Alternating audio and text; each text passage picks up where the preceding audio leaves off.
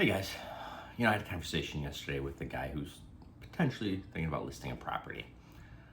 He asked, normal questions. What's the property worth? What can I do to improve it? What needs to be done to make this thing saleable?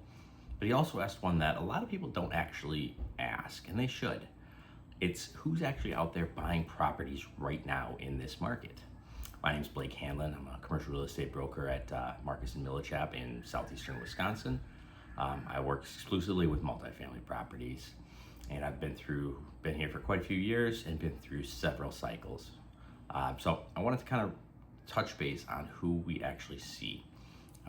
There's four types of people, four different buyers, and they'll actually be found in pretty much every market. But what we've seen, the first one is the 1031 buyer, which most people know what the 1031 is. If you don't, hit me up. I can help you out with that.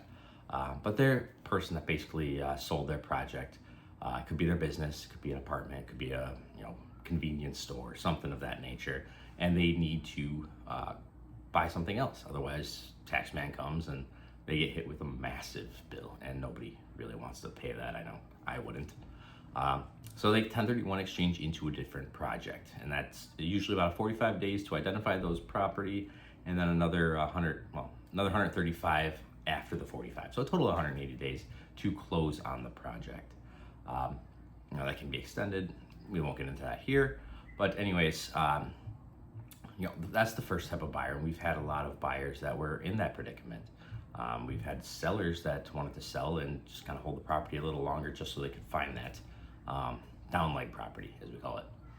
I digress. Our second type of buyer is our local investor.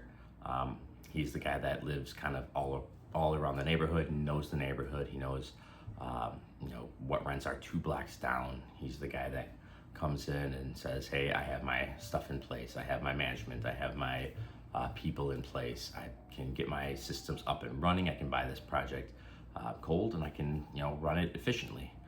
We had a deal, 72 unit in Thiensville. The buyer was one of those local investors who knew the location, he knew how to deal with everything, and kind of went to take it from there. Our third type of investor is our value add investor. Now, this is the investor that sees what the property is currently worth and knows what they could get for that property. A lot of times, if you've owned a property for a long time, 20 years, 30 years, you haven't necessarily kept up with the rents. The guy I talked to yesterday, he said, I might have become a little lazy, which lazy isn't really the right word. Maybe complacent. He just, he's owned them for so long, he owes basically nothing on the project. So what's the point at this point for him? I mean, stave off a little extra those increased income or increased expenses, such as your taxes that love going up and utilities.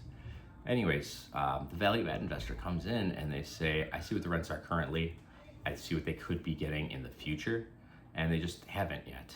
So what I will come in and do is I will come in, maybe do a little work, raise the rents, get the thing up to market. And a lot of times they actually buy over and above current price. We had a deal just like this, 48 units on the Lower East Side of Milwaukee, listed it at $3,850,000. Went for over $1 million over that, just because the buyers, they knew what the property could be worth in the future. If they put their magic touches to this, and they're putting some magic touches to the property right now. And that it's a pretty property now.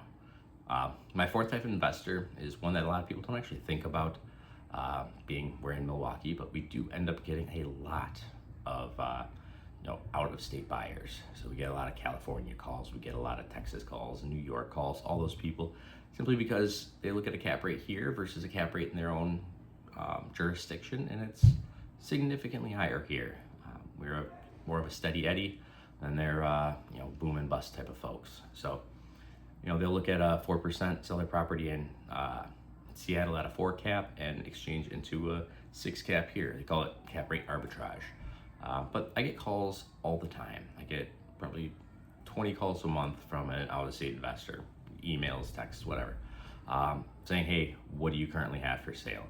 And they're just kind of looking for that play on money. So those are the four types of investors. You got the 1031, the value add, the local investor, and then the out-of-state investor. And those are the ones that are most active these days. So if you have any questions, you want to discuss this further, please feel free to give me a call. Link is in the description, wherever that is. Yeah, thanks, Blake Hanlon. Have a good one.